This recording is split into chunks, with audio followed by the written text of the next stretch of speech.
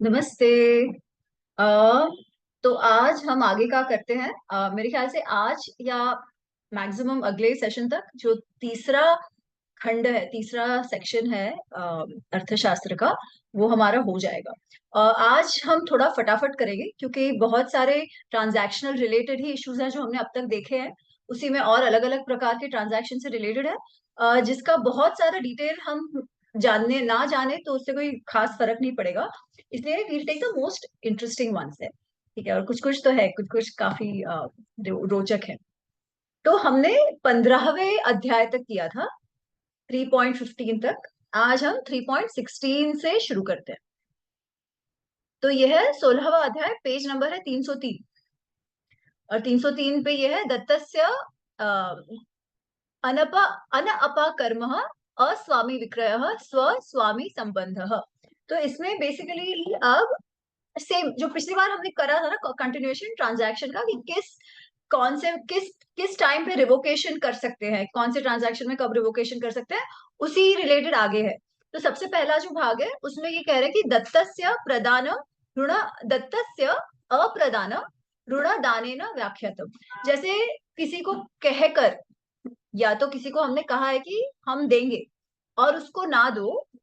ठीक है, तो जैसे डेट में होता है ना, कि आप किसी से पैसे लो और वापस ना लुटाओ और उसे लौटाओ, उसी प्रकार के इसे इस पर भी लागू होंगे। पर किसी किसी किसी किसी सिचुएशंस में, परिस्थितियों में आप इसको अलाउ करेंगे। कैसी वस्तु में आप अलाउ करेंगे? तो एक वो कह रहे हैं, सर्वस्वम पुत्र दार आत्मानं वा प्रदाय अनुशयिनः प्रयच्छे। बेसिकली वो कह रहे हैं कि कोई, जैसे हमने पिछली बार कहा था ना, पिछली बार का ही रिलेटेड है ये, कि कोई बहुत ही आपदा में हो और वो कहे कि अरे मैं हमारा सब कुछ आपको दे दूंगा। फिर जब आपदा से मुक्त हो जाए जिसने मदद किया उसे, तो actually you not suppose to give everything away, वो आप, थोड़ा सा एग्जैजरेशन है। तो ऐसे केस में वो रिवोक कर रहे हैं, तो जो जज है, जो धर्मस्थ है, उनको ये अलाउ करना चाहिए।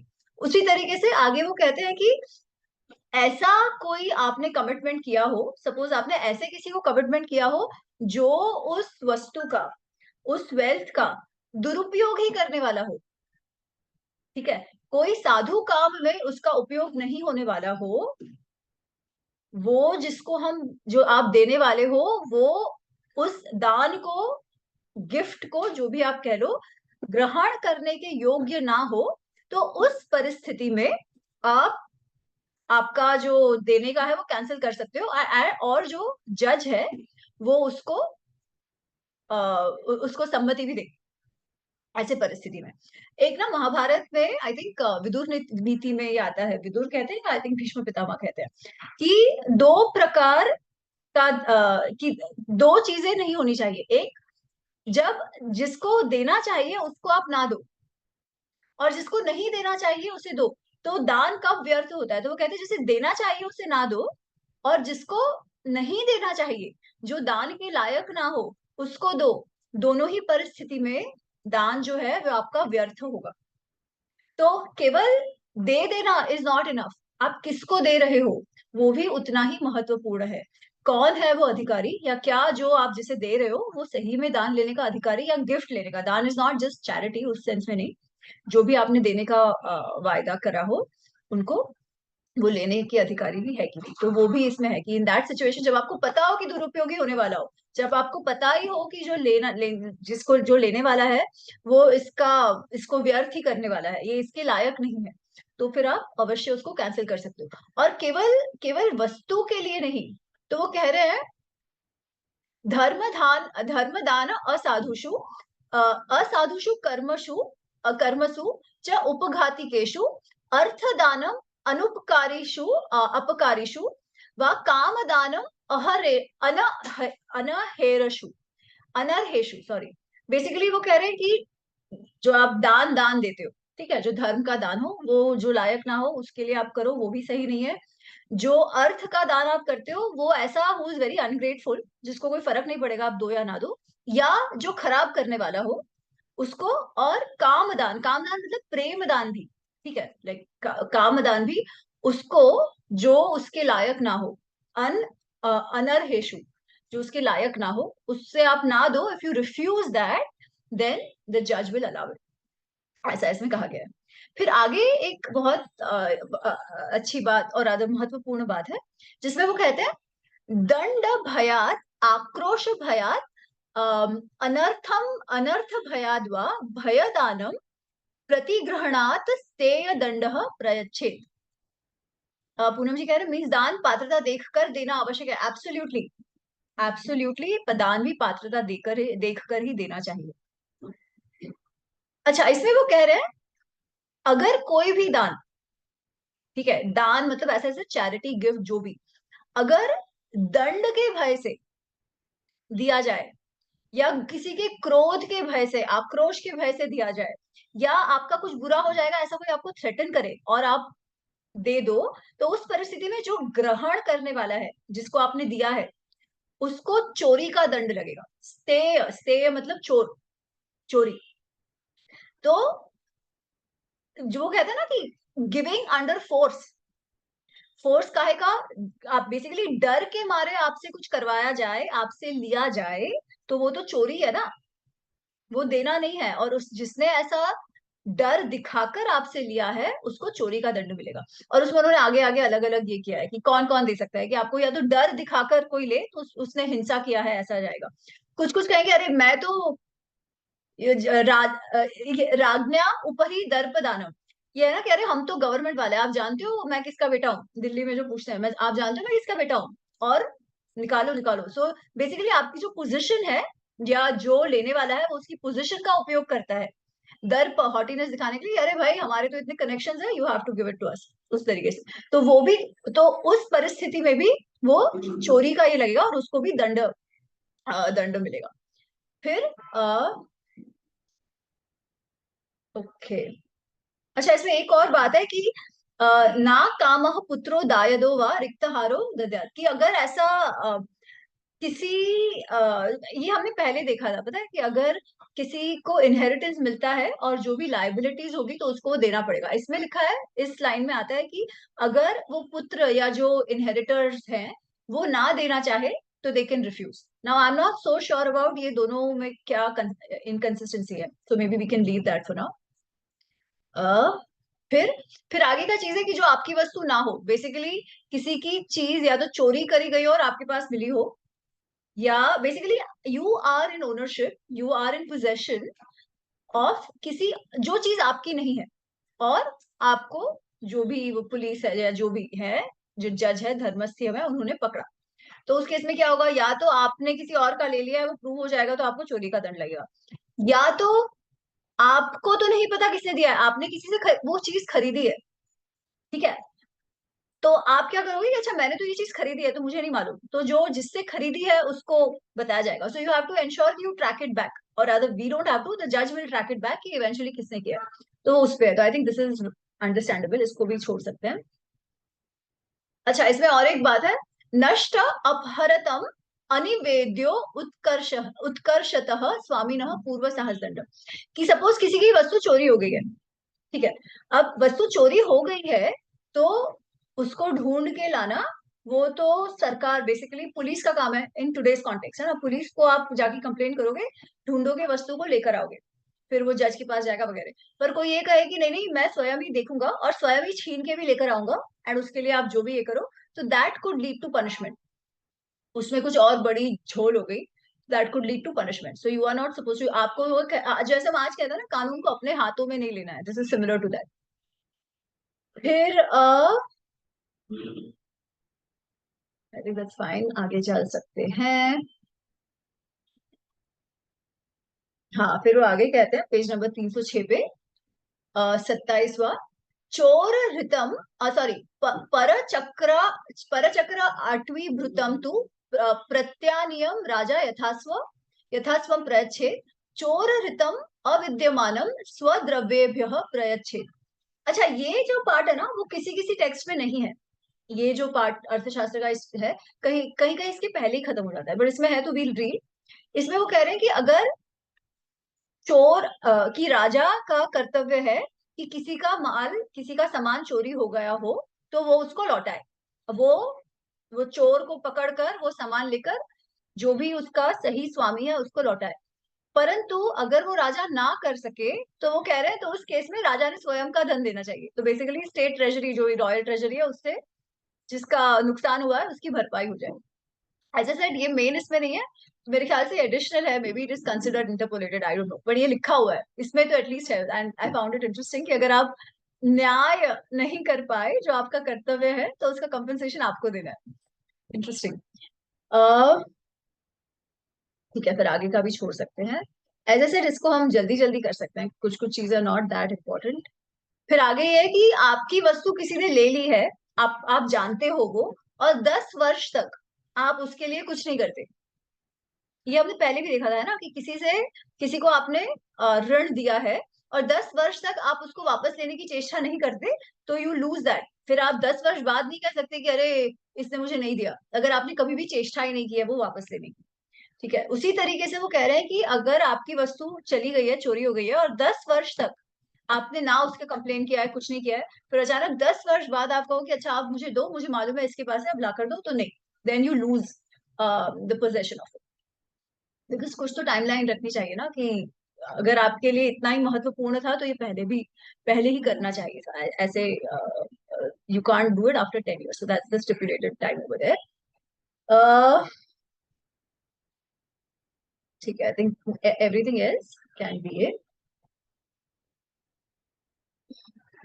हाँ, फिर आगे 307 पर वो ये वान प्रस्थ यति ब्रह्मचारी नाम आचार्य शिष्य धर्म भ्रातु समान तीर्थया रिक्त भाज। वो कह रहे हैं कि कुछ वनवासी सॉरी वानप्रस्थ में जो हो, सन्यासी हो, शिष्य हो, ये वगैरह ब्रह्मचारी हो, ब्रह्मचारी मतलब जो स्टूडेंट्स हो, उनका अगर उनका कुछ पोजेशन में है, उनके कुछ एसेट्स हैं, तो वो किसको मिलेंगे, जो उनके साथ है। अगर उनके आचार्य है तो आचार्य को मिलेंगे, उनके शिष्य है तो शिष्य मिलेंगे, उनको कोई भांडू है।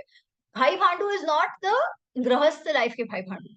भाई भांडू इज आपके सन्यासी, आप किसी संप्रदाय के सन्यासी हो, तो उस संप्रदाय में जो आपके साथ है वो आपके भाई गिने जाएंगे, तो वो उनको मिलेगा। और वो कह रहे हैं कि ऐसे जो है जिनके पास ऐसा जितना कोई बड़ा एसेट है नहीं, ठीक है, जो भी कुछ थोड़ा बहुत होगा उसकी बात हो रही है।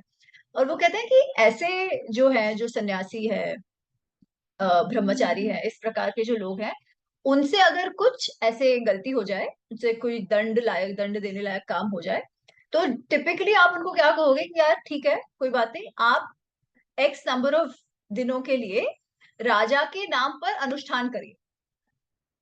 तो वो आप करो तो बेसिकली आपका पुण्य राजा को मिले, उस तरीके से आप अनुष्ठान करो। परंतु उसमें भी अगर कोई फिजिकल क्राइम करता है, पारुष्य फिजिकल क्राइम कोई करता है, तो उसको तो आपको जैसे बाकी क्रिमिनल्स को ट्रीट करते हैं वैसे ही करते हैं, तो उसमें उनको भी, फिर वो कोई भी हो, फिजिकली अगर कोई हथियार उठाता है, किसी को मारता है वगैरह वगैरह, तो उस केस में तो देर इज नो, फिर आप कोई भी हो, कोई फर्क नहीं पड़ता, आप पे जो नॉर्मल लीगल प्रोसीजर है वो चले। इसमें इससे मुझे एक रामायण की बात याद आई कि जब ये लोग वन में होते हैं, जब वनवास के लिए आए होते हैं, तो फिर बेसिक पहले तो वो चित्रकूट रहते हैं, चित्रकूट के बाद वो लोग दंडकारण्य की ओर एंटर करते हैं। तो जैसे वो दंडकारण्य में आते हैं ना, तो दंडकारण्य में जो दंडकारण्य में रावण के जो राक्षस हैं, उन्होंने उपद्रव मचा रखा है, क्योंकि हम जानते हैं जनस्थान में वो आ, उसके भाई खरदूषण ये सब थे, बहुत सारे राक्षस थे, ये मारीच वगैरह भी उधर ही रहते थे। मारीच, सुबाहु वगैरह वगैरह, तो ये सब भी थे। सुबाहुआ को तो मार दिया था, मारीच जिंदा थे, और भी जीवित थे, और भी वहां पे राक्षस थे, जो कई बार जो ऋषियों को बहुत परेशान करते थे। किसी किसी के जो हवन होते थे, यज्ञ होते थे, उसमें रोड़ा डालते थे, खा जाते थे ऋषियों को, उनके आश्रम तहस नहस कर देते थे। तो जब उनको पता चला कि अयोध्या के जो राजकुमार हैं दो, वो दंडकारण्य आ रहे हैं, तो ये ऋषि उनके पास गए और उन्होंने उनको कहा, राम श्री राम को कहा कि देखिए ऐसा है कि हम सब आपके ही सब्जेक्ट्स हैं, हम आपकी प्रजा है, हम आपकी प्रजा है, हमारी हमारी देखभाल करना आपका कर्तव्य है। और फिर ऑफ कोर्स श्री राम मानते हैं और मान जाते हैं, उनको बचाते हैं, बट वो जब उनको कह रहे होते हैं ना, तब वो कहते हैं कि ये राजा का क्यों कर्तव्य है, क्योंकि वो कहते हैं राजा जो है वो अपने जो प्रजा है उससे 1/6 भाग उनकी इनकम का टैक्स लेते हैं। ठीक है, 1/6 भाग उनकी इनकम का टैक्स लेते हैं, इसीलिए राजा का कर्तव्य है कि उनका रक्षण करना। अच्छा, पर ये जो ऋषि है वो तो टैक्स नहीं भरते। जो ऋषि है या कुछ श्रोत्रिय ब्राह्मण है, वो टैक्स नहीं भरते। तो वो कहते हैं कि प्रजा का रक्षण करना, क्योंकि वो 1/6 टैक्स भरते हैं। और ऋषि मुनियों का और ये श्रोत्रियों का रक्षण करना क्यों? क्योंकि हम जो भी हमारे कार्यों से जो भी पुण्य हमको मिलता है, उसका भी एक चौथाई भाग राजा को मिलता है। हमारे पुण्य का एक चौथाई भाग राजा को मिलता है। So that is in a way the tax that is being paid, जो पुण्य का टैक्स है। बिकॉज ये जो यज्ञ वगैरह होता है, वो जनरली अनुष्ठान जो किए जाते हैं, वो पर्सनल गेन तो एक चीज है, जो गृहस्थ करते हैं वो। पर जब ऋषि मुनि वगैरह करते हैं तो जनरली राज्य सुरक्षा के लिए, क्योंकि हम तो सब लोकः समस्तः सुखिनः भवन्तु, this is usually what we say, है ना, कि सर्वे भवन्तु सुखिनः सर्वे भवन्तु निरामया। तो ये जो हम कहते हैं, तो सबके लिए जनरली अनुष्ठान होते हैं। तो वो कहते हैं कि ये सारे जो हम अनुष्ठान करते हैं, उसका जो हमें पुण्य अर्जित हम करते हैं, उसका 1/4 आपको मिलता है। इसलिए भी आपका कर्तव्य है कि हमारी भी रक्षा करे, जैसे आपकी प्रजा की रक्षा करे। So this is sort of connected to that. I thought it's an interesting tidbit to share. फिर ओके, तो ये 16वां हो गया। ये छोटे छोटे हैं, 20 तक अब छोटे छोटे अध्याय हैं ये। 17वां अध्याय है साहसम। अब साहसम क्या, ये हम डेफिनेशन से देखते हैं। तो साहसम अन अन्वयत, साहसम अन्वयत प्रसभः कर्मः निरअन्वये स्थेयम स्थेयम अपव्ययने। वो नहीं है, त है, स्थेयम अपव्ययने। तो बेसिकली वो कह रहे हैं कि प्रसभः कर्म, प्रसभः कर्म मतलब किसी से कोई चीज जबरदस्ती से, बलपूर्वक किसी से कोई चीज छीन लेना, ले लेना, फोर्स्ड सीजर, किसी से जबरदस्ती कोई चीज ले लेना, उसको साहस कहते हैं। पर वो साहस कब कहते हैं? जब जिससे आप ले रहे हो, जो स्वामी है उस वस्तु का, जो ओनर है, उससे जबरदस्ती आप ले रहे हो, उसके प्रेजेंस में वो वहां पर है, वो वहां पर मौजूद है। उस परिस्थिति में जब जब आप ले रहे हो, तो वो साहसम कहा जाएगा। और वो नहीं है वहां पर, वो वहां पर नहीं है, वहां पर मौजूद नहीं है। तो क्या होगा? तो सिंपल चोरी हो गई ना, एज यूजुअल। आप किसी की चीज बिना कहे ले लेते हो जबरदस्ती से, और उसको नहीं पता, तो वो चोरी हो गई। पर अगर सामने से लेते हो, जबरदस्ती से उसके सामने लेते हो, तो वो साहस फोर्स्ड ये हो गया, छीनना हो गया। तो उस सारे परिस्थिति में दंड मिल जाएंगे। और उस सब में फिर अगर कौन सी चीज लो तो कैसा दंड मिलेगा, ये सब का है description, which we can skip, but this definition is interesting.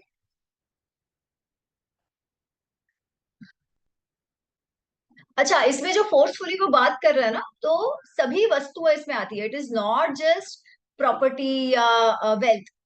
इसमें वो आगे कहते हैं, लास्ट का सेंटेंस है 308 का, स्त्रियम पुरुषम वाभि वाभिशयः बंधन बध्नतो बंधयतो बंधम व मोक्षयतः पंचचत्वारः सहस्त्रपरः उत्तम साहसदंड इति आचार्य।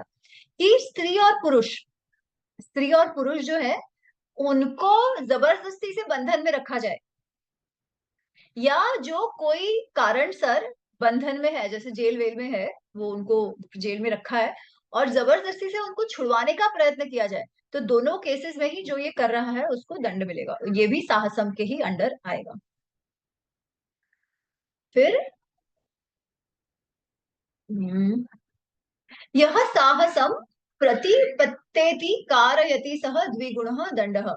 जो करवाता है, जो किसी को कहेगा कि अरे तुम ये कर दो, मैं तुम्हारे साथ हूं, या तुम इससे ये जबरदस्ती ले लो, छीन लो, मैं तुमको XYZ पैसा और दूंगा। Basically the one who is making the other person do it. कई किसी किसी को हम कहते हैं ना कि ये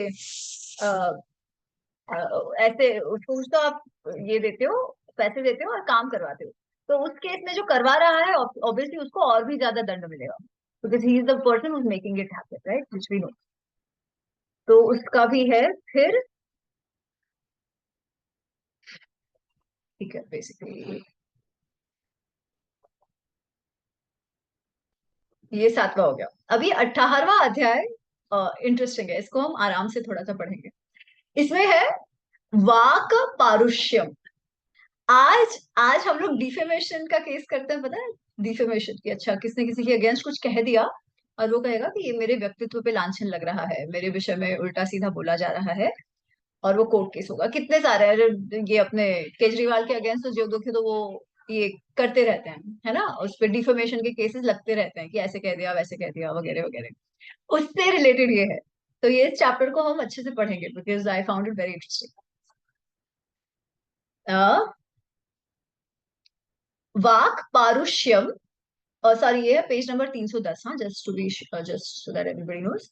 वाक पारुष्यम उपवादः कुत्सन कुत्सनम अभिभर्सनम इति, कि किसी को गाली देना, किसी की निंदा करना, किसी को क्रिटिसाइज करना उसके व्यक्तित्व को लेके, ठीक है, खाली क्रिटिसाइज किसी के कार्य को करो वैसे नहीं, पर किसी के व्यक्तित्व को करना। एक्चुअली वो आएगा डिटेल में कि किसी को गाली देना, उसका उसका उसको निंदा, उसकी निंदा करना, या उसको धमकाना, थ्रेट देना, टू थ्रेटन समवन, ठीक है, उसको भी, ये सारे ही वाक पारुषम में आते हैं। वाक पारुषम, you are doing injury through speech.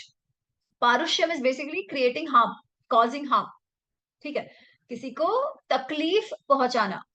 तकलीफ पहुंचाना फिजिकली हो सकता है, तकलीफ पहुंचाना, ट्रॉमा जो कहते हैं, वो थ्रू स्पीच भी हो सकता है। तो ये स्पीच के द्वारा किसी को तकलीफ पहुंचाने पर है, किसी को परेशान करने पर है, जिसमें क्या क्या आ गया, गाली वाली देना आ गया, किसी को निंदा करना, किसी के व्यक्तित्व को कुछ कहना, और लास्ट किसी को थ्रेटन करना। तो वो कहते हैं, फिर आगे कहते हैं, शरीर प्रकृति श्रुतवृत्ति जनपदानां शरीरोपवादेन काण खंजादिभिः सत्य त्रिपुणो त्रिपुणो दंडः मिथ्या अपवादे षट्पणो दंडः, कि किसी के शरीर, आजीविका के साधन, कोई कहाँ से आया है, उसके जनपद से, कोई बाहर किसी जनपद से आया है वो, या शरीर में कुछ तकलीफ हो, उससे किसी को लेकर किसी को आप कुछ बुरा भला कहो, और वो सत्य हो, जैसे किसी को काणा कहना, किसी को कहना तू तो हम कहते हैं डम है, काणा है, फांगा है, ऐसे हम गुजराती में कहते हैं। तो ये अगर वो है और आप उसको टॉन्ट मारने के लिए कह रहे हो, किसी को टॉन्ट मारने के लिए अगर ऐसा कहा जाए कि अरे ये तो काणा है, वो सच भी हो, सपोज वो सच है, तो एक्स अमाउंट उसको दंड, फाइन भरना पड़ेगा। और अगर झूठ है, मिथ्या अपवाद है नहीं पर सिर्फ बोलने के लिए बोला है, ठीक है, तो उसको डबल दंड देना पड़ेगा। सत्य है तो भी देना पड़ेगा, झूठ है तो भी देना पड़ेगा। बेसिकली टॉन्ट, किसी को बुरा लगाने के हेतु से अगर कहा गया हो, किसी को ट्रॉमा, मेंटल ट्रॉमा में डालने के हेतु से किया गया हो, तो उसको दंड अवश्य मिलेगा। फिर बेसिकली वही की स्तुति निंदा भी किसी की जाए, बेसिकली किसी को ऐसी स्तुति की हो ऐसा लगे, परंतु करी हो निंदा, ये जो कहते हैं ना हम, वो क्या कहते हैं कि what is that word, satire, satire करा जाए कि बोला आपने अच्छा है बट आपका अर्थ तो गलत है, अर्थ तो उनको बुरा लगाने के लिए ही है, ठीक है। तो बेसिकली जो काड़ा है, उसको आप कहोगे अरे तेरी आंखें कितनी अच्छी है, ठीक है, शोभनम अक्षिवंत, पता है वो काड़ा है, पर उसको आप जानबूझ के कह रहे हो अरे वाह कितनी अच्छी आंखें हैं, जानबूझ के सटायर पर। ये भी तो वही है ना, ये भी किसी को आप परेशान करने की दृष्टि से कह रहे हो।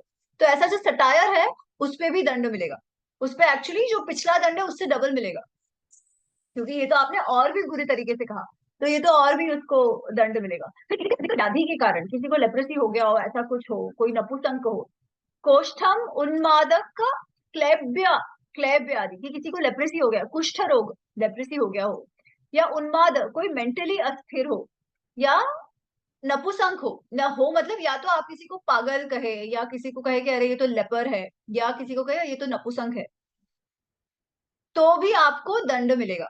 अगर सही में है तब भी मिलेगा, अगर नहीं है तब तो उससे डबल मिलेगा, जो हमने पहले भी देखा था। तो बेसिकली ये है। फिर जो हमने पहले भी देखा था, इसमें कैसा है कि ऐसे लोग जो आपसे श्रेष्ठ हो, आपसे श्रेष्ठ लोगों को अगर आप इस तरीके से टॉन्ट मारे, तो आपको दंड देना पड़ेगा। पर आपसे जो श्रेष्ठ नहीं है, जो हीन है, उनको आप अगर टॉन्ट मारो तो भी दंड तो देना ही पड़ेगा, पर अर्ध दंड देना पड़ेगा। दंड तो इन एनी केस मिलेगा, बट किसको दे रहे हो, क्या उनका लेवल है सोसाइटी में, उस प्रकार भी आपको उस दंड निहित किया जाएगा। हाँ, I think stand up comedians अगर जानबूझ के किसी को पर्सनली करे, पर्सनली अगर करा जाए सटायर किसी पे, और वो कंप्लेंट करे, तो अवश्य दंड मिलेगा। तो उस परिस्थिति में, पर अगर वो इन जनरल ही कर रहे हैं, not specifically targeted to anybody, किसी को ट्रॉमा पहुंचाने के लिए नहीं, तब तो आई थिंक वो तो तभी भी होता होगा। क्योंकि नट नाटी नटियां तो तभी भी होती थी, जो सूत्रधार जो होते थे वो तो तभी भी होते थे। वो लोग भी satire, satire is also an art form, satire is a figure of speech, वो उसका भी उपयोग करते थे। तो आपको एक नैरेटिव बनाने के लिए, मैसेज देने के लिए, एंटरटेनमेंट के लिए आप करते हो, वो एक चीज है। पर किसी को जानबूझकर, उद्देश्य से, हेतु से किसी को आप परेशान कर रहे हो, तो उस केस में, और वो जिसको आपने कराया वो कंप्लेन करते हैं, वो धर्मस्थ के पास जाते हैं, तब अवश्य आपको सजा मिलेगी, दंड मिलेगा रादर, जो भी। And it's not really a दंड, it's basically a fine you pay, because it's all material, है ना, इट्स अ फाइन यू पे। अच्छा, पर स्त्रीषु द्विगुणो, किसी और की पत्नी को अगर ऐसे आप टॉन्ट मारते हो, या बेसिकली आपकी भार्या के अलावा आपकी बहन, आपके आजू बाजू में कुछ स्त्रियां हैं, उनको आप करते हो और वो कंप्लेन करते हो, तो आपको कुछ दंड देना पड़ेगा ऑफकोर्स। पर अगर किसी और की घर वाली है और उसको आप ऐसे टॉन्ट मारते हो फॉर वट एवर रीजन, तो उससे डबल आपको देना पड़ेगा दंड। प्रमाद मद मोहात, मोह आदि भी अर्घ दंड। अगर जिस पर कंप्लेन हुई हो वो कहे कि अरे नहीं नहीं, मैं तो प्रमाद में था, बेसिकली मैं मेरे होशो हवास में नहीं था, कुछ भी दारू के कारण, दवा के कारण, जो भी, अगर वो माने कि मैंने अपने होशो हवास में ये नहीं किया है, पूर्ण रूप से मैं सजाग या नॉर्मल स्वाभाविक तौर पे, मतलब मैं, मेरा जो नॉर्मल है वैसे प्रकृति में नहीं किया है, तो थोड़ी सी छूट दी जाएगी। तो आपको आधा दंड, जितना दंड निहित किया गया है कि अच्छा, वटेवर, 3 पण और 6 पण और 12 पण वगैरह वगैरह, उसका आपको आधा देना पड़ेगा, डिपेंडिंग ऑन किसको आपने कहा। सो this is the other thing. Correct, it's more about sarcasm, correct, and sarcasm with the intention of hurting, not really satire. Satire is a style, this is more sarcasm, right? Sarcasm is actually the better word to use. Sarcastically किसी को taunt मारा जाए, उसको जानबूझकर बुरा लगाने के लिए, नॉट सटायर। थैंक यू जय, दैट्स द राइट वर्ड। फिर हाँ, फिर किसी को, कोई उसकी जाति के लिए आप किसी को कहो, कोई ब्राह्मण, एंड विद इन दैट, अगर ब्राह्मण ब्राह्मणों में कोई एक दूसरे को जाति के लेकर, उसके कामकाज को लेकर उल्टा सीधा कह दे, ऐसे टॉन्ट मारे, क्षत्रिय क्षत्रियो में, वैश्य वैश्य में, शूद्र शूद्रों में, तो वो जिनको बोल रहा है, ऑफकोर्स उनको भी दंड दिया जाएगा, अगर वो सेम लेवल पे है, तो दंड अवश्य मिला जाएगा। पर और उनको भी दंड दिया जाएगा जो से ब्राह्मण को कुछ कह रहे हैं, या क्षत्रियो को उनके जो जाति है उसके लिए कह रहे हैं। तो ओनली डिफरेंस इज, अगर नीचे से ऊपर कहा जा रहा है, तो बेसिकली जो अंत्यज है वो शूद्रों को कह रहे हैं, शूद्र है वो क्षत्रिय ब्राह्मण या वैश्य को कह रहे हैं, वैश्य है वो ब्राह्मण क्षत्रिय को कह रहे हैं, क्षत्रिय है वो ब्राह्मण को कह रहे हैं, तो सपोज उनको 3 पण दंड दिया जाएगा, ठीक है। पर फिर से रिवर्स, अगर ब्राह्मण क्षत्रियो को कह रहे हैं, या ब्राह्मण शूद्र को कह रहे हैं, या ब्राह्मण अंत्यज को कह रहे हैं, ऐसा कुछ टॉन्ट मार के, तो उनको 2 पण दंड दिया जाएगा। So there is a little bit of difference here, but ऐसा नहीं है कि वो उनको बोल रहे हैं तो उनको दंड नहीं मिलेगा, ऐसा नहीं है, दंड तो दोनों ही केस में मिलेगा। Little bit differentiation is done कि कितनी फाइन मिलेगी, 2 पण या 3 पण, बेसिकली 2/3 का ये कुछ कुछ है कि some level of hierarchy is definitely there, जो हमने पहले भी देखा था, दैट्स हाउ इट वाज। फिर हम्म, उसी तरीके से, जैसे, क्योंकि जाति के हिसाब से कोई काम करता है, तो काम के, जैसे मैंने कहा, आजीविका के लिए कोई कार्य कर रहा है, उसको अगर उस पे कुछ कहा जाए, तो अवश्य ही दैट इज अ टॉन्ट, और उसको दंड मिलेगा। तो जैसे ब्राह्मण क्षत्रिय, ये तो नॉर्मल, ये तो द नॉर्मल 4 जातियां हैं, उनका जो काम है उसके लिए भी। और उसी तरीके से जो बाकी आर्टिजान्स है, नट नटिया है, जो स्कल्पचर्स हैं वगैरह वगैरह, धोबी है, जो भी, सारे कार्यों को ये इंक्लूड करता है, that is what it is saying. तेन श्रुतो अपवादो वाग जीवी नानाम कार कुशली कुशीलवानाम वृत्यो अपवाद, वृत्यो अपवाद प्राग प्राजक प्राजण प्राजनक गांधार आदि नाम च जनपदो अपवादो व्याख्या था। कि किसी के कार्य हो, कोई भी काम हो, उनका नाचना गाने का काम हो, या आर्टिजन का काम हो, कुछ कपड़े सीने का काम हो, कपड़े धोने का काम हो, जो भी, ये कोई भी कार्य हो, उसको अगर आप टॉन्ट मारो, उसको लेकर आप टॉन्ट मारो या गाली दो, तो आपको दंड मिलेगा। सिमिलरली अगर किसी को कहोगे अरे ये तो उधर से आया हुआ है, अरे पाकी, जैसे हम आज कहते हैं, चलो ठीक है, that's a different thing, but basically किसी के जनपद को लेकर उसको टॉन्ट मारा जाए या गाली दी जाए, तो that is also punishable offence. Punishable offence, but of course you just पे अ फाइन, यू डोंट गेट, ऐसा जेल में डाल देते हैं ऐसा नहीं है, बट पनिशेबल तो है, वो दंड तो आपको मिलेगा, फाइन मिलेगा। तो वैसे देखा जाए तो ये बहुत ही ज्यादा स्ट्रिक्ट है उस सेंस पे, उस तरीके से अगर कोई कंप्लेन करे जाकर तो। हम्म। बाद में जो है, जो मैंने थ्रेटनिंग का कहा है ना, कि अगर कोई कहे कि अरे तुम ऐसे करोगे तो मैं ऐसा कर दूंगा, तुमको ऐसे करोगे तो लाठी से मारूंगा, दैट इटसेल्फ इज ऑल्सो दंड। जैसे इनफैक्ट आज हम जो कह रहे हैं, जो आज चलता है कि सर से तन जुदा कर देंगे, सर से तन जुदा कर देंगे, और उनको कोई कुछ नहीं कहता है, that was not allowed then. ऐसा किसी को धमकी देना बिल्कुल भी अलाउड नहीं था, उनको दंड मिलेगा। ये बहुत ही क्लियर उसमें दिया हुआ है। ठीक है। आ, फिर ओके, हाँ, और लास्ट पार्ट इसका, स्वदेश ग्रामयोः पूर्वम मध्यम जाति संघयोः आक्रोशात देव चैत्यानाम उत्तमम दंडम अर्हति। अगर कोई अपने देश और गांव की निंदा करे, उसको गलत, उसको अच्छा ना दिखाने का कार्य करे, उसके अगेंस्ट कुछ बोले, बुरा भला, तो उसको दंड मिलेगा। उससे थोड़ा अधिक दंड उसे मिलेगा जो अपने जाति वाले, अपने कुटुंब, अपने जाति के जो लोग हैं, अपने संघ के जो लोग हैं, जो उनके यूनियन है, उनके विषय में कुछ ऐसा ना कहने जैसा कहे, उनके कहे, या फिर देव चैत्या नाम। देव चैत्य मतलब धर्म से जुड़ी हुई जो जगह है, जैसे देवालय है, चैत्य भूमिया है, वगैरह वगैरह, बेसिकली धर्म से रिलेटेड जो भी कुछ है, देव से रिलेटेड कुछ है, उसके विषय में भी कोई इस प्रकार निंदा करे, तो उनको भी दंड मिलेगा, वो दंड के लायक है, ऐसे इसमें कहा गया है। ओके, ऑफ कोर्स वो कितना सीरियस है, कितना नहीं है, किस उद्देश्य से कहा गया, वगैरह वगैरह, वो सब देखा जाएगा। पर हाँ, आज हमारे यहाँ तो लोग अपने देश के विरुद्ध काम करते हैं, चल जाते हैं, बट ऑफकोर्स उसके लिए तो हमने दूसरा भी देखा था, some of them are just spice, है ना, वो तो हमने तभी भी देखा था, उनको तो ऑफकोर्स दंड मिलेगा। बट ऐसे लोग जो फॉरेन प्रेस में जाके बकबक करते हैं भारत के विरुद्ध, उन सबको दंड मिलेगा। अगर चाणक्य की नीति आप देखो तो उसमें अवश्य उन सबको दंड दिया जाएगा। आज हम उनकी उपेक्षा करते हैं, भी इग्नोर कर देते हैं, अगर उपेक्षा भी नहीं करते, इग्नोर करते हैं केवल, और उनको पैसे भी मिलते हैं, वो लोग देश के एलीट में गिने जाते हैं।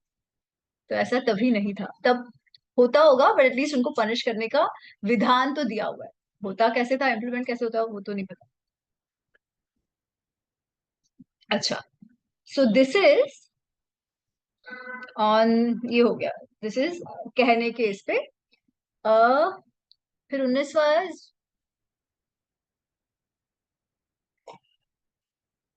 19वां भी डिटेल में जाने की जरूरत नहीं है, दिस इज दंड पारुष्य, फिजिकल इंजरी।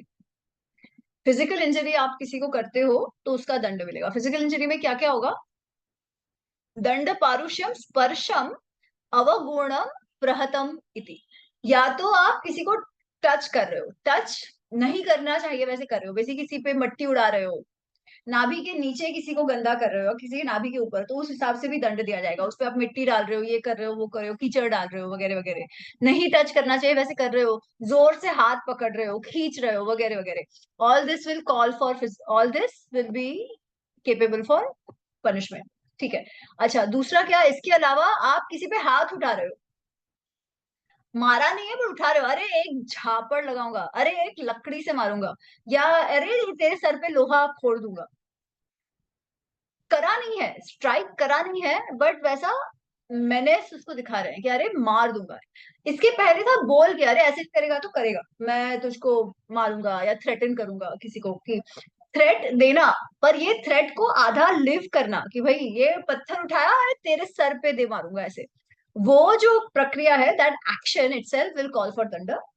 और उसमें अलग अलग है कि इससे करोगे तो ऐसा, उससे करोगे तो ऐसा फलाना, हाथ से मारोगे तो इतना दंड, हाथ उठाओगे तो इतना दंड, लात मारने का होगे तो थोड़ा सा और ज्यादा, पत्थर दिखाओगे तो दंड वगैरह वगैरह। और ऑफ कोर्स अगर किसी को स्ट्राइक करते हो, मारते हो, तो ऑब्वियसली उसमें भी क्या लहू निकला नहीं निकला, हाथ पैर टूट गए, किसी की आंख फूट गई वगैरह वगैरह। तो जब स्ट्राइक करने वाले जो है ना, जिसमें किसी को फिजिकल इंजरी होती है, उसमें तो दंड तो है ही, पर साथ साथ जिसको आपने हानि पहुंचाई है उसके ठीक होने तक आपको उसका खर्चा भी देना है। That is what it says.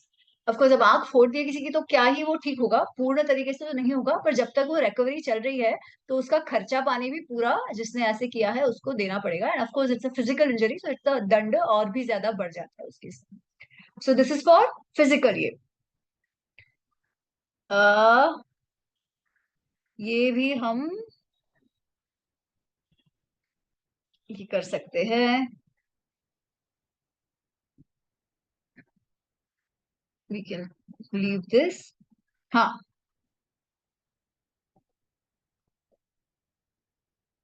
हाँ, एक बात वो कह रहे हैं कि, जी पूनम जी। ये जो अभी आपने बोला कि अगर कोई मारेगा तो उसका दंड फिजिकल, अगर कुछ होता है, वर्बल अलग है, फिजिकल अलग है। उससे मैं याद आया, हम लोग शायद सीनियर से हाई स्कूल में, तो यही चीजों को लेकर एक हम लोग बोला करते थे कि किसी ने किसी को थप्पड़ मारा तो केस कर दिया। जज ने बोला तुमको 50 रुपया फाइन है, तो इस हम्म। बंदे ने दूसरा थप्पड़ मार के 100 रुपया दिया, मेरे पास चिल्लर नहीं है बोल के। तो I mean it is just कि इंटेलिजेंट लोग बहुत है लेकिन उनसे भी ऊपर वाले हैं। Of course. Just a joke. लेकिन आजकल भी यही हो रहा है, जैसे आपने बताया कि अगर फुल मेंटल कैपेसिटी में नहीं है, instead of that being actual thing, that is being used as an excuse to let go of the people with the most heinous crimes। बहुत सीरियस इशू है ये। और सबसे बड़ी बात है कि इसको साबित करने के लिए भी सुपर एक्सपर्ट्स आ जाते हैं। वो तो अब that is a loop hole ना in the process Poonam ji.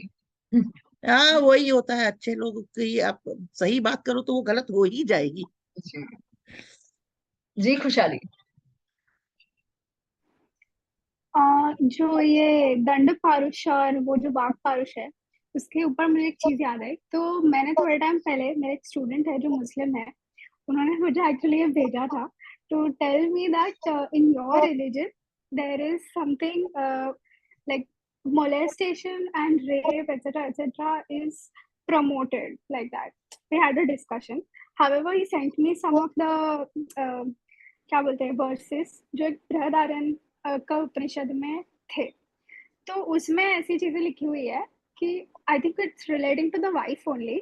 But अगर उसमें ऐसा है कि अगर एक आपकी वाइफ अगर आपको अलाउ नहीं करती है, तो आई थिंक ये अपने इसमें भी था जब भी हम इसमें पढ़ रहे थे कि आप उसे मार सकते हो। Like you can, if you can ask her, if you cannot if she does not agree with you, then you can beat her like on the hand, if you remember, I think ये जी, था हमारे में। तो क्या ये सब भी आता है मतलब पारुष्य में? बिकॉज अगर वाइफ कंप्लेन करती है तो क्या ऑफ इस ये कोर्स, पर्व्यू में आता है? ऑफ कोर्स, ऑफ कोर्स अगर फिजिकल ओके इंजरी ओके होती है तो ऑफ कोर्स आता है। अब किसी को ऐसे थोड़ा सा ये कर दिया, ठीक है, then that is not really physical injury, that may or may not okay. Count. But नहीं तो ऑफ कोर्स फिजिकल इंजरी है। तो इनफैक्ट वहां वहां पर ही जहां पर वहां लिखा भी था कि उसको आप ऐसे थोड़े से क्या कहते हैं कि रोप से ऐसे ऐसे कर सकते हो वगैरह, जहां पर उन्होंने कहा कि ऐसा आप कर सकते हो, वहां पर ये भी है कि अगर उनको आप बहुत फिजिकली हार्म करते हो तो आपको दंड मिलेगा, वो भी वहां पर दिया हुआ है। ठीक है। अच्छा, एंड ओके। ये सारी चीजें the thing is, the good part about our समाज is that तब वो था, इसके लिए आज भी करो ऐसा नहीं है। तो अगर आपको ऐसे कोई वर्सेस भेजते हैं और कहते हैं कि आपका धर्म ऐसे करता है, तो बोलो हम लोग उस जमाने के हिसाब से अगर ये हुआ भी होगा और लिखा भी होगा एक कपल के बीच के संबंध के बारे में, तो एक चीज है, हम आज उस बात को मानते नहीं है। आज हम जो यहाँ का law of the Exactly. Land है उस हिसाब से जीते हैं। वी डोंट इंसिस्ट कि हमारे यहाँ शरिया हो, है ना, कि Okay, yeah. तब So 1000 साल I पहले जैसे actually, था वैसे रहे yeah, वैसे नहीं रहते। इसलिए इस तरीके से भी कोई भेजे तो दैट इज अत्यंत गलत। ठीक है, ये जानबूझ के उकसाने का प्रयत्न है और हमें इसको बिल्कुल भी मानना नहीं चाहिए। क्योंकि दूसरी बात जो और that is very, very true. Abrahamic religions में आती है कि अच्छा जो काफिर हैं स्त्रियां, वो they are game for everything, ऐसा अपने में कभी भी कुछ नहीं आता है, कभी भी कुछ नहीं आता है। पर स्त्री पर हाथ डालना, उनके साथ गलत बोलना, वी सॉ दिस राइट, उनको टॉन्ट मारना, वो भी दैट इज ऑल्सो दंडनीय पर स्त्रियों को। फिर ऐसा नहीं है कि कौन सी पर स्त्री, कौन सी जाति की पर स्त्री, ऐसा कुछ नहीं लिखा है। A lady who is not I god agree by. with you. So या सो हमने जब ये लेक्चर, जब एक्चुअली उन्होंने तभी भेजा था मुझे जब हमारा ये session I think last Sunday में हुआ था। So thankfully because of this I told him that even if it was like that पहले, और उसमें एक्चुअली बहुत सारी विधियां और भी दी गई है कि about it is about procreation in Brihadaranyaka Upanishad, अरण्य का Upanishad, sorry. So it is all about procreation, उसमें आई थिंक हस्बैंड और वाइफ की बात है। बट इट ऑल्सो शोज कि हमारा जो रिलीजन है, धर्म है, वो बहुत ही इवॉल्विंग नेचर का भी है। So even if they had some customs before, they did know this, they rectified this later. So अच्छा, now let me I was also thankfully highlight one more because of thing. you. नहीं, I am glad Yeah. खुशहाली you spoke about this, but there is one more thing जो याद रखना है।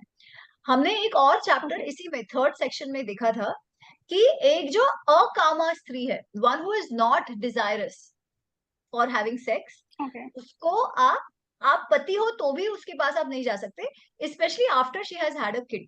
तो जैसे आपने प्रोक्रिएशन की बात कही, I am just Yeah, I am corroborating understood. That point. ठीक है, कि अगर स्त्री को एक बच्चा हो गया हो, स्पेशली यहाँ पुत्र की बात है because that was important, we discussed this detail, so doesn't matter, एक पुत्र हो गया हो, उसके बाद if she is not desirous या she is close to her menopause और whatever she is had her menopause, और उसने कोई धर्म का ऐसा व्रत लिया हो कि नहीं है, नहीं I don't want to get involve, तो कोई पुरुष भी उन पर जबरदस्ती नहीं कर सकते। ये भी हम इसमें ही दिया हुआ है। ठीक है, तो ये We दोनों have been चीजें, ever it is not evolving one, only. evolving and all kinds of situations are being considered. ठीक है, Yeah, all kinds of situations are also being considered. okay. In fact Okay. इसमें ये भी है, we saw right that अगर स्त्री कभी नहीं चाहती उससे रहना, then she can also allow the husband to say ठीक है, द हस्बैंड कैन देन से ठीक है, You go. I will, you can't demand your dowry back. स्त्री का जो शुल्क जो पति ने दिया होगा वो आप वापस मांग नहीं सकते, या वो आपको छोड़ देना होगा, यू हैव टू रिटर्न जो आपको शुल्क मिला है पति से, और आपको पति को परमिशन देना होगा कि वो किसी और के साथ जाए। तो क्योंकि हस्बैंड वाइफ का relation is a lot more complicated, right, ऐसा बहुत सिंपल नहीं है कि it's not just about rights, it's also about fulfilling each others needs. True, true. Anyways, ji Abha ji, sorry. Okay, this is good to know. Yeah. Exactly. So, matlab, of course, the husband-wife relationship is quite layered, things like this, a day when one wants to have and the other doesn't. So it's between them, how you encourage or whatever. So it's like halka sa pat karna and all that. These are very small things. But I think what we need to look at here is कि ये चीजें जो है आपको education और awareness से सीखनी है और कंट्रोल करनी है। The nitty gritties of law, legal aspects जो बताए गए हैं, इनको वी हैव टू लुक कि कितना डिटेल में सोचा है, कितना इसमें ह्यूमन एंगल है, and everybody has a free will and everybody has a right to express at the same, मतलब विमेन को भी है, मेन को भी है। मैरिड लाइफ में satisfaction is required, progeny is important. So उसमें भी इतने डिटेल में दिया है कि बच्चे हो गए, पॉजल है तो now you let her be, and agar nahi, even then if he's not desirous, even when it is required, then there is freedom. So I think we need to look at all this. इसमें धर्म का angle और Orthodox और हमारा धर्म ये कहता है, आई थिंक इज इसकी बाल की खाल उधेड़ने जैसा है. द ब्यूटी इज कि this is all for education purpose, और इसमें से हम क्या सीख सकते हैं. That's how I am looking at it. There is no end to निकाल के डिस्कस करना, you know, that's when you are actually ignoring the fact कि एक्चुअल मैसेज क्या लेना है. दिस इज लाइक कुतर्क. Correct, agree with you Abha ji fully. And as I said the biggest difference is, आज अगर कोई हस्बैंड अपने वाइफ को मारे तो कोई भी कोर्ट में जाके वो कोर्ट नहीं करता कि ये देखो इसमें ऐसा लिखा है I have the right to hit her, right? whereas some others insist on that कि हमारे इसमें लिखा है तो we are allowed to do that. That is also a very very big difference जब हम आज देखते हैं तब. तो ओके, आगे बढ़े. कौन, क्योंकि अगर ये हो जाएगा तो हमारा थर्ड सेक्शन खत्म हो जाएगा. I think we can then move on to the next one. फिर इसमें मारने में ये भी है कि कोई बहुत सारे लोग एक को मिलकर मारे तो सबको दंड मिलेगा, ज्यादा दंड मिलेगा वगैरह वगैरह. सो बेसिकली एक जन पे गैंग अप होके मारे तो उसको दंड मिलेगा. आजकल तो कोई किसी को भी जाके मार के आता है, वैसा नहीं. That would also call for दंड. फिर ठीक है, हाँ. फिर यही यही चैप्टर में आगे वो कहते हैं शूद्र शूद्र क्षूद्र पशु नाम काष्ठ आदि भी दुखोत्पादने पणो द्विपणो वा दंडः शोणितोत्पादने द्विगुणो महापशु नाम एतेषु एव स्थानेषु द्विगुणो समुत्थान व्ययश्च. वो कह रहे हैं कि छोटे पशु है, ठीक है, वो पशुओं को अगर आप, बेसिकली हम प्राणियों का भी इतना ध्यान रख रहे हैं. वो कह रहे हैं कि प्राणियों को आप ऐसे लकड़ी से मारते हो, उनको ऐसे करते हो तो भी दंड मिलेगा. अगर आपके मारने से उनको उनका रक्त बहे तो आपको उससे डबल दंड मिलेगा.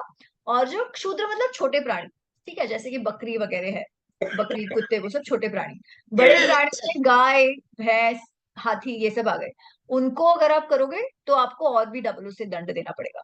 तो ये जो पारुष की बात है वो केवल और केवल मनुष्यों की नहीं है, परंतु जो प्राणी आप हमारे हैं उनके लिए भी यह है कि उन पर भी आप बिना कारण, आप उन पर भी बिना कारण हिंसा नहीं कर सकते. सिर्फ आजकल तो मस्ती के लिए हमने देखा है, there are videos going on कि अरे कुत्ता बेचारा कुछ नहीं कर रहा है फिर भी उसको परेशान करते हैं, लात मारते हैं, ऐसे उठा के घुमाते हैं केवल अपनी मस्ती के लिए, है ना? ये मतलब क्या वैल्यू सिस्टम, क्या समाज है, मैं नहीं जानती. बेसिकली ऐसा हमने वीडियोस देखे हैं. किस किस वृत्ति के, उस मनुष्य की कैसी वृत्ति होगी देखिए. पर आज उनको कोई दंड नहीं देता, दे गो अवे स्कॉट फ्री. जबकि तब ऐसा नहीं है, अगर कोई कंप्लेंट करे तो उसको भी दंड दिया जाएगा, ठीक है. उसी तरीके से पुरोपवन पुरोपवन वनस्पति नाम पुष्प फल छायावंत परोह छेदने षटपणो. अगर पेड़ है, गार्डन है, बगीचा है, बगीचे में पेड़ है, फल फूल वाले पेड़ हैं या केवल छाया देने वाले पेड़ हैं, उनको भी कोई नुकसान पहुंचाता, उनकी या तो कोई टहनी काटे या उनको काट दे या उसको ध्वस्त कर दे वगैरह वगैरह, तो उनको भी दंड मिलेगा. ये भी इसमें है. तो इवन जो आपकी ग्रीनरी है, ग्रीन ये है कवर जो है, उसको भी मन में आए वैसा आप काट कूट नहीं सकते. अगर अगर ऐसे किया है तो भी दंड मिलेगा. तो दैट इज ऑल्सो, ये भी वो इंजरी, फिजिकल इंजरी में ये भी कवर होता है. फिर ठीक है, कवर हो गया इसके लिए. अच्छा, जो अभी लास्ट अध्याय है इसका 20वां अध्याय, उसमें एक तो द्यूत, जो द्यूत क्रीड़ा है ना, गैम्बलिंग, गैम्बलिंग के विषय में, और बाकी छोटू मोटू जो क्राइम्स अभी तक कवर नहीं हुए या वापस उनको जो छोटी छोटी चीजें जो कहीं पे कैटेगरी में नहीं फिट हो रही हो, उन सब के बारे में इसमें है. तो द्यूत का वो लिखते हैं, द्यूता, पेज नंबर है एक सेकेंड 316.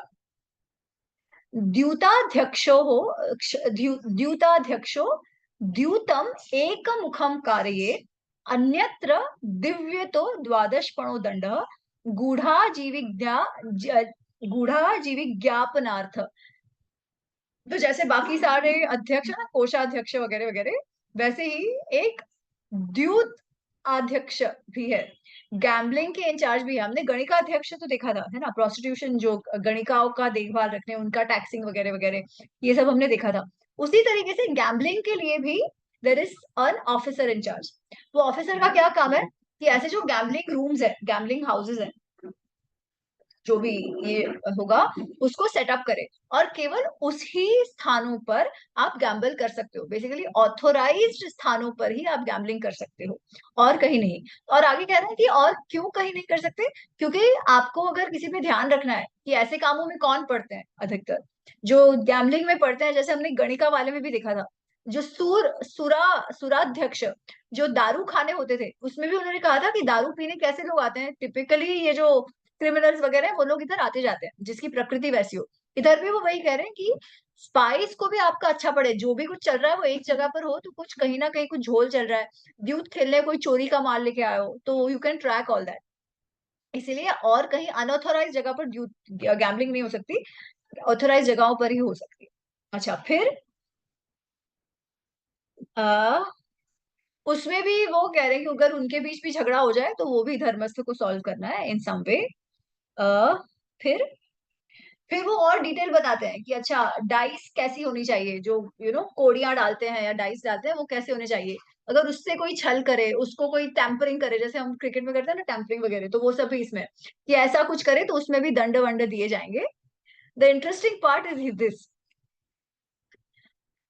जीत जीत द्रव्याध्यक्ष पंचकम शतम आदितः कांकण्या कांकण्या ल्यार लाश काको वोड़े।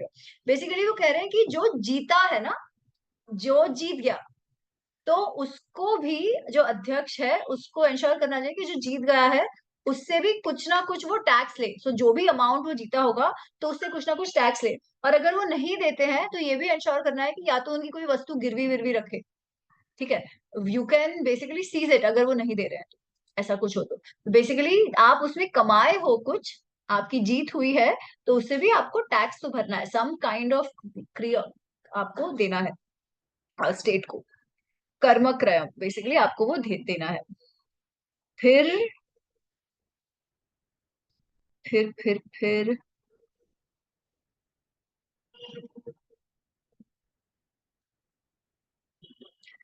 सॉरी सॉरी, एग्जैक्ट इसमें ये है कि जो जीती अमाउंट है, उसका कुछ टका आपको लेना है एज टैक्स, और साथ साथ जो ऑपरेशनल चार्जेस होंगे ना, बेसिकली कोडिया वगैरह के जो ऑपरेशनल थोड़े बहुत चार्जेस होंगे, तो वो सर्विस टैक्स भी है।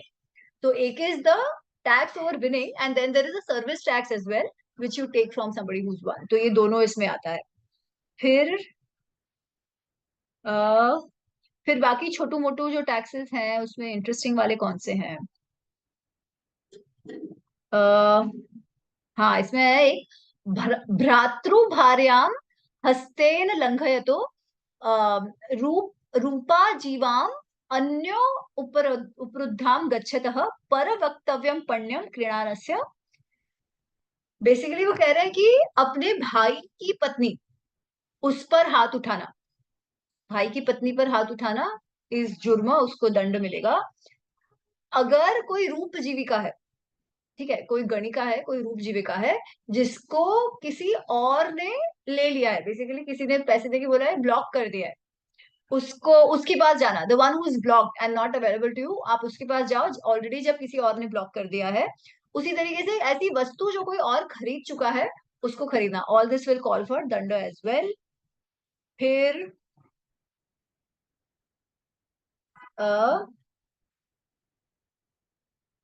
विधवा छंदवासिनी प्रसहति।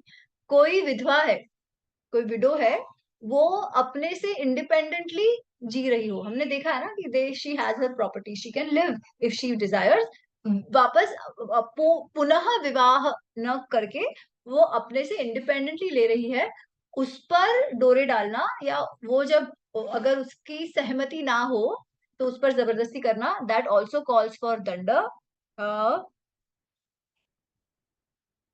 अच्छा, प्रत्यासनम आपद्यन आपद्य अनअभिधावतो। आपके आजू बाजू वाले कोई हो, सॉरी, आपके आस पड़ोस में कोई हो, स्पेशली आपके पड़ोसी हो, उन पर कोई आपदा आ जाए और वो आपदा में आप उनका सहयोग ना करो, उनको सहायता ना दो, आपके नेबर्स का, आपके पड़ोसियों का, तो भी आपको दंड मिलेगा। तो आपके पड़ोसियों का सहयोग करना, सहायता, स्पेशली आपदा में उनका साथ देना भी आपका कर्तव्य है। फिर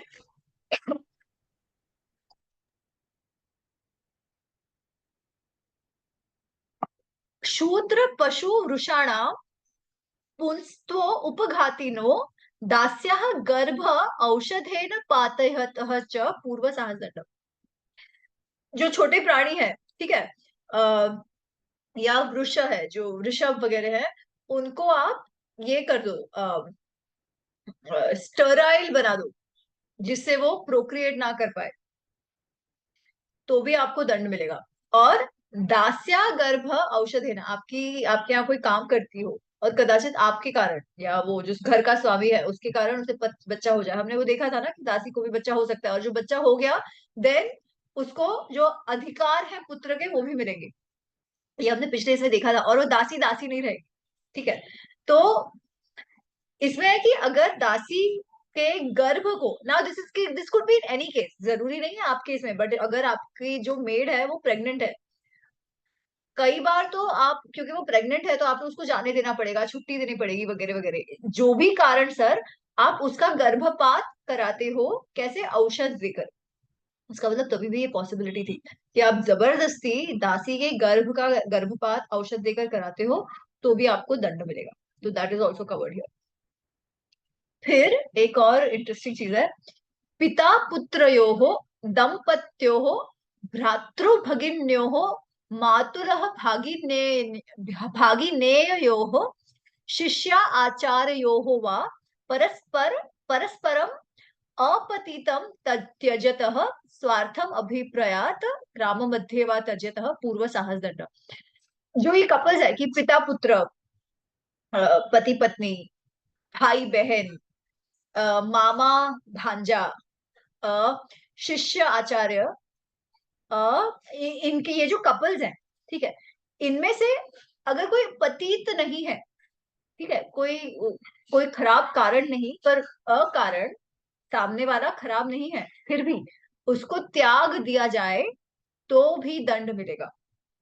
आप ऐसे किसी को त्याग नहीं सकते, ठीक है, एक तो त्याग नहीं सकते, या आप किसी के साथ जा रहे हो, आप किसी के साथ जा रहे हो, सह यात्री हो, किसी के सह ये जा रहे हो, और किसी को ग्राम के मध्य में छोड़ दो और आप कट लो, उनको कह कर कि हम आ रहे हैं और ना आओ तो भी दंड मिलेगा।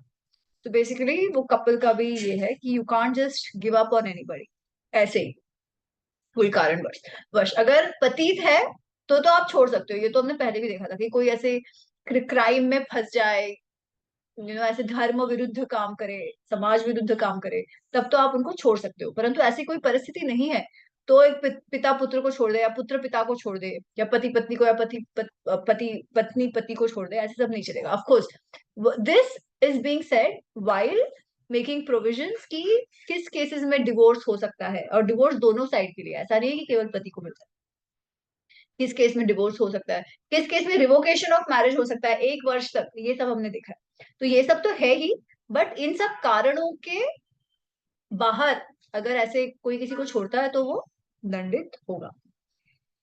फिर बालम अप्राप्त व्यवहार बंधयतो वा साहस दंड। कोई ये मेच्योर माइनर है, माइनर बच्चा है, उसको कोई बंधन में रखे या बंधन में रखवाए तो उसको भी दंड मिलेगा। बेसिकली माइनर के साथ हमने पहले भी देखा है, माइनर के साथ कोई भी प्रकार का अत्याचार या उसका खरीद बिक्री वगैरह, ऑल दैट वाज बैन। फिर हाँ, फिर वो कहते हैं कि जो तीर्थ तपस्वी हो, सन्यासी हो, किसी दुख में पड़े हुए हो, कोई आपदा में आ गए हो, अनाथ हो गए हो वगैरह वगैरह, ऐसे लोगों द्वारा कोई ऑफेंस हो जाए तो उनपे थोड़ी लीनियंसी आप दिखा सकते हो, क्योंकि उन्होंने परिस्थिति के मारे ऐसा कार्य किया हो सकता है, तो उस पे आप लीनियंसी दिखा सकते हो।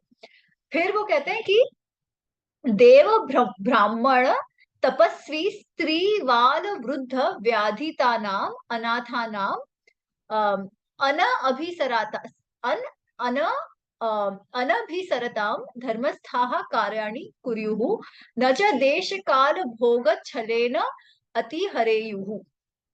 वो कह रहे हैं कि अगर ऐसे तपस्वी है, देव कार्य है, तपस्वी है, ब्राह्मण है, स्त्री है, वृद्ध है, बच्चे हैं, कोई बहुत व्याधि में हो, पीड़ित हो, अनाथ हो, ऐसे लोगों के कार्य अगर वो सामने से नहीं आते हैं, सामने से अगर नहीं कंप्लेन करने आते हैं, because these are considered the weaker section of the society, so to say, possible है वो ना आए आपके पास, सहन करते जाए। तो कह रहे हैं कि जो धर्मस्य है वो ना भी आए, अना अभिसरता, वो आपको ना भी बताने आए, पर आपको पता चलता है कि उनके साथ अत्याचार हो रहा है, तो वो कहते हैं ना कि वो क्या कहते हैं कि सुओ मोटो ऑफेंस, कि कोर्ट स्वयं ही उसका रिकॉग्निशन करता है कि इनके साथ कुछ बुरा हो रहा है तो कुछ करो इसमें।